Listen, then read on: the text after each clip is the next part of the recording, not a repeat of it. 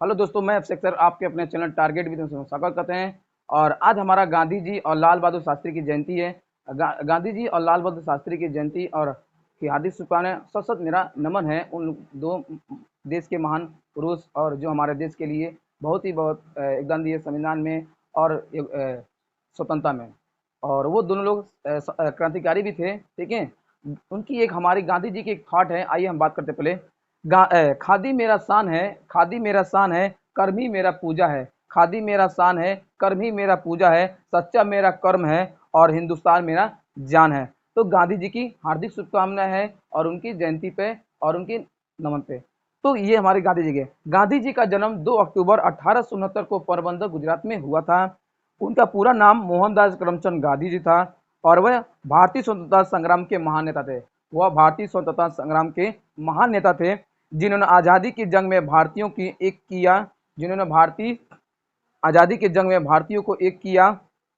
अहिंसा के मार्ग पर चलना देश के दिलाने अहम योगदान दिया। भारत में प्रारंभिक शिक्षा पूरी करने के बाद भारत में प्रारंभिक शिक्षा प्राप्त करने के बाद वह इंग्लैंड गए, लेकिन कुछ दिनों बाद वह स्वदेश वापस लौट आए। खुद भारत वापस लौट आए, भारत की स्थिति देखकर वापस लौट आए।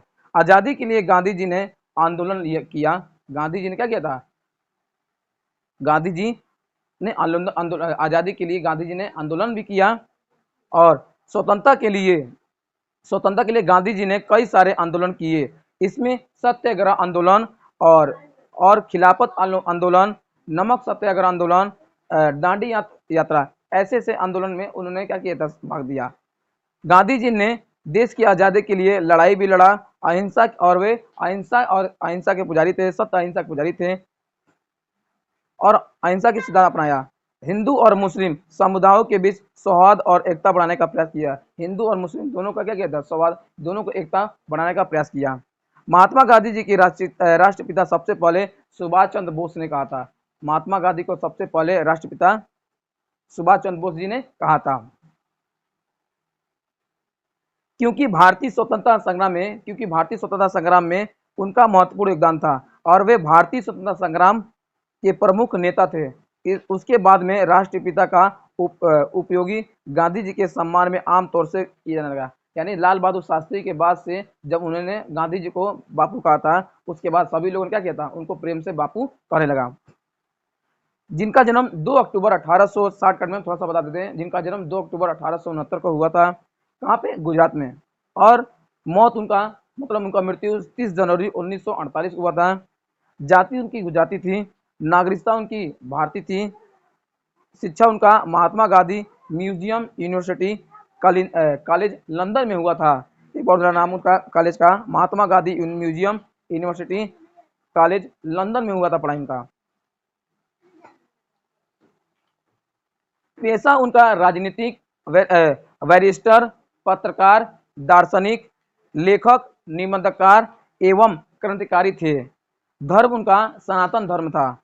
बच्चे उनके हरिलाल, मोहनलाल, मोहनदास गांधी, मनीलाल और गांधी रामदास।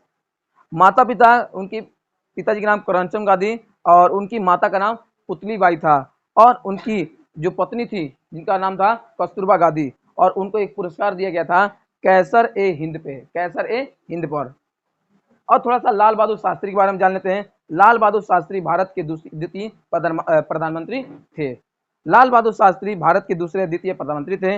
9 जून 1964 से 9 जून 1964 से 1966, यानी 9 जून 1964 से 9 जून 1964 से 11 जनवरी 1966 को अपनी मृत्यु तक लगभग 18 महीने तक भारत के प्रधानमंत्री रहे। जन्म उनका हुआ था 2 अक्टूबर 1904 को मुगलसराय में। शादी उनका हुआ था 1928 में। उनका विवाह मिर्जापुर के निवासी गणेश प्रसाद की एक पुत्री थी ललित से हुआ था। उनकी एक शानदार बातें आइए हम याद करते हैं। देश के तरक्की के लिए हमें आपस में लड़ने के बजाय गरीबी, बीमारी और अज्ञानता से लड़ना चाहिए।